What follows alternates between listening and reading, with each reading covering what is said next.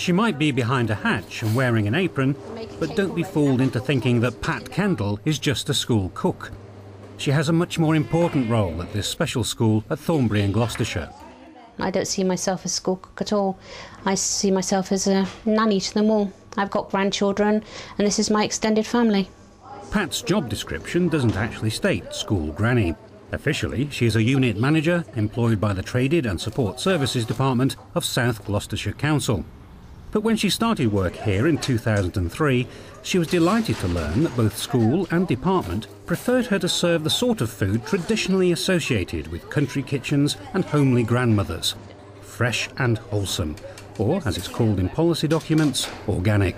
But what I'd like to do, and what I'm trying to do here, is go back to not the old school meals, but sort of the old traditional school meals where they have a good, cooked, well-balanced meal a day, with as many fresh vegetables, fruit as we can. Because although we've done a pudding today, a hot pudding, also on the menu yoghurt, fresh fruit, so some of the students will take that. Best grannies cook with homegrown produce, and so will Pat once she gets her hands and a rotavator on the caretaker's former flower garden. She's got big plans to turn it into a market garden with help from Thornbury Horticultural Society. So it's not just the school, it's going to be the catering service, the school and the community all working together. We're going to rotivate all this, it's all going to be rotivated. If we get the community involved, like, you know, the Horticultural Society, they said they would tend it during the holidays, which would be nice for us, so we don't have to worry everything dying. So what should we put in here? Onions, cabbage? Yeah. And what else can you think of? Onions and cabbage. Cucumber. Cucumbers, they can go in the greenhouse, can't they? Mm-hmm. But we've got to get it all done first, all tidied up first. And then they can pick it and cook it, can't you? Yeah. Yeah, so it'd be quite nice. So it'll be food from the garden to the table? Yeah, yeah. Food from the seed, growing, watering, weeding, and then we will eat it, won't we? Mm. So what else can we put in? Some carrots Onions. and onions. And maybe some lettuces for the spring. Strawberries. Strawberries, we could put strawberries in some pots and have strawberries and cream for lunch then. Yeah. Yeah, that'd be nice. She took it upon herself to approach us and ask if we would like her to be more involved in food production from the beginning to the final meal. And we thought that that was an excellent way of teaching our children. It's the way that we operate all of the time, but the initiative came from her. The garden won't only help feed the pupils. A small vegetable patch during the previous season proved how much pupils can learn from growing produce. We started last year with a small garden with Foundation 1 and 2, that's the smallest group of children in the school, but we only had a very small plot. Heather is one of the carers who works in Foundation 1 and Foundation 2, and she was one of them who helped the children nurture the plot and helped sort of weed it, water it, and showed them how everything grew. Well, they get fun, but I think they see the growing process, don't they? That things aren't just in supermarkets. I mean, everybody can go to a supermarket with mum and pick up a cauliflower or a cabbage, can't they? But if they actually see them grow, it's... Yes, they watch the whole process. Yeah, they watch them, they come and tell me they're little, then they're big, then they're nearly ready to eat, then they're ready to eat, aren't they? Yes. Yes, and I mean there's the getting dirty bit, which they love that. Definitely like that. But I think the process and the amazement of the peas coming out of the pod. That's it. They loved that. I never got any of those. They ate them. Oh no, the peas didn't get anywhere near the kitchen. They ate them while we were. Yeah. And the herbs as well. They were the parsley made that was big beautiful. impact. Yeah. It's just the smells of it. I mean, the children come and touch and smell, don't they? Yes, they do. Because every Friday there's fish with some sort of fish with a parsley sauce. So one Friday it was all our parsley. There was a huge amount of it, and they were very impressed with that. That was really direct, I think. They could really see that. Many years ago, lots of schools used to have herb gardens, specifically for things like parsley and mint, that come into the schools as garnishes. That's disappeared over many years. So Pat is putting back that kind of input. There are some other schools which are growing produce, not with the hands-on aspect that Pat puts into it, that she gets involved with it all. South Gloucestershire Council wants all school cooks to use much more organic food and much less junk food. The policy doesn't have to be prohibitively expensive. A lot of schools now, they'll just, when they go in, they don't have a healthy choice. But here, they don't have all they have is a healthy choice. They don't have anything else. Wouldn't even dream of doing it to them. Too many additives and too many E's in a lot of food now. And if you can treat people with special needs on proper, good cooked food with all the vitamins that they need, it's better than them popping pills, and that's the way I feel.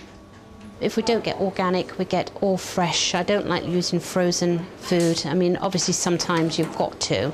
Our organic potatoes. How do you afford to have so much organic food?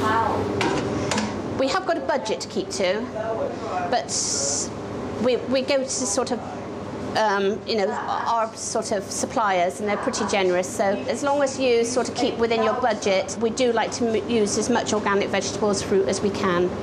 And a lot of it comes from the duchy as well. You're saying you get a discount because you're a special school? No, we don't get a discount. We've got to keep the same as everybody else, but it can be a bit hard, especially when you've got special diets. But I haven't had my fingers wrapped yet, but one day I might. The organic produce is not the first class produce. It is not grade 1. It is the second pick, the things that cannot be sold as first class organic. But to us, misshapen carrots and odd potato shapes are not a problem. We've worked with local suppliers on a brokerage, saying these are the things we are looking to purchase locally, and worked with them to say we will take your goods, but we negotiate prices. We've got 115 locations to which deliver. So our market player, our purchasing power is fairly large. And we've also seen that as one of our targets, that we must actually say we are a rural authority, relatively rural. There are growers on our doorsteps. We should be looking to support them. Pat knows through previous experience introducing changes to the menu isn't always easy. She's worked in mainstream schools and for the Meals on Wheels service. But there are no complaints at the new Siblin school. I've had no problems at all introducing healthy eating in this school because the children really love their food. They're very grateful for what they've got. They're very well-mannered children and they just love food. They love eating. I mean, they don't moan that they don't get chips and burgers because we don't have chips and burgers. We don't do jelly anymore because the E's in the jelly. They'd rather have, instead of having jelly, they'd rather have a sort of a proper cooked sponge and custard or pie and custard. They just rather have wholesome food than junk food. Pat's menus are healthy even when she's preparing gruel. She often adapts what she's cooking to reflect and reinforce what's being taught in the classroom. For this class, today is Victorian Day. Good morning. Count to 20 with me. Count to 20. 1, 2, 3, 4. Primary 1 have got Victorian week this week. It's an old-fashioned day today, so they would have the gruel, they would have the bread, which the boys are going to make. So what is it really? Savoury. Not gruel. Not gruel, it's savoury mince, isn't it? With all fresh vegetables in it, all organic vegetables. Because they would only have organic, wouldn't they, in the Victorian days? They wouldn't have anything else. Jordan. 7, Mum. Paige. We had Australian Day. We've had American Day. Australian, we did I'm a Celebrity, Get Me Out Here, didn't we? And you all ate worms, didn't you? They were made out of spaghetti.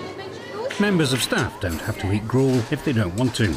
For the teachers and the staff, they're quite healthy eating as well. We do a nice salad bar for them in the staff room so that they can have a break from the children. They don't come up to the hatch. We're all happy bunnies, really. Ironically, on the day that pupils are served workhouse fare, there's a complaint in the school council that some of them can't have any more. Olivia, what do you think about your choices at dinner time now? Did you have a choice today? I think they're a bit sad, actually, the older ones, because they can't have seconds now because they're in first. Oh. That's a bit of a problem, isn't it? Yeah. You know, I don't know, suggest maybe we do it the other way round, the smaller ones in first and the bigger ones in last, so they can have their seconds again. Could we have it at the same time? Well, we could. I could manage to fit you all in at the same time if that's what you want. Yeah. Yeah.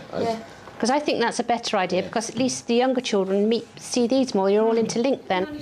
Pat's been on the school council since she arrived. It keeps her up to date with what's happening in the classroom and the tastes of pupils. And what do you think about using the dried apricots and the dried fruit like sultanas and raisins? Do you like that? Did you enjoy that? Oh, yeah, those you have it. You like those, so I can keep doing that, can I? Yeah, keep doing that's fine it. then. That's raisins. I love raisins. We're going to do raisins, sultanas. Get chocolate raisins. No, that's not healthy if it's got chocolate on it. The apricots and raisins are part of another authority initiative to promote healthy eating by serving what's called fruit tuck. The county decided to do fruit tuck. The parents pay 15p a day for a piece of fruit. The boys have decided to do the bananas and grapes, but tomorrow we'll have something else like melons and apples. So they help me, then they take it round and give it to the students. Now, who's that one for? Barbara. Yes, it is Barbara. So do you want to take that to Barbara's? Are you all right on your own? Secondary 2? Yeah. That is... No, that's not Barbara's, Ian. That's Mary's. Good morning, everybody. Good morning, Pat. I brought your fruit. Pat's taken a very wide role. She's done that by incorporating what she needs to do in terms of the way that she needs to produce food and good meals for the children, but she's incorporated that with an understanding of how we operate as a special school and how the curriculum operates. Like all grannies, Pat wants the children to have the best start in life. That's why she's keen to provide as many pupils as possible with work experience, which they'd struggle to find outside school. Now what you've got to do, over and over, knead it all together in a big ball. Right, shall I cut it for you? We'll all have a piece each. Yeah? Knead it into a nice smooth bit like that. I did it. You've done it. Well done. You can't get dirty when you're a chef. These two are my main 2 students. I've got another 2. Emma comes in on a Wednesday and does the salads. I think it would be difficult for them to go in a mainstream, maybe factory or anything, or bakers. So they come in and generally help me to get them out of the classroom situation, more into more working, well, doing things, you know, different to what they're normally doing. So they come in with me, and as you've most probably seen today, they do a variety of jobs. I've got Ian, who's a little star. He helps me with everything. The work-related learning that she assists us with is very important for our children, for all children.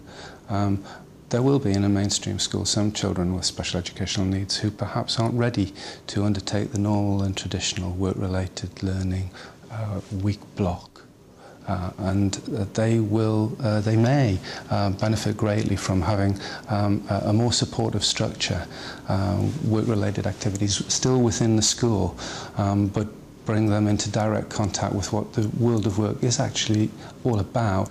My greatest achievement would be to see somebody like Ian go on and get himself a place in catering, and then I can think to myself, yes, I had something to do with that. Whatever her achievements, Pat's legacy will be all the pupils who'll never forget their school granny. Perhaps it should become an official post.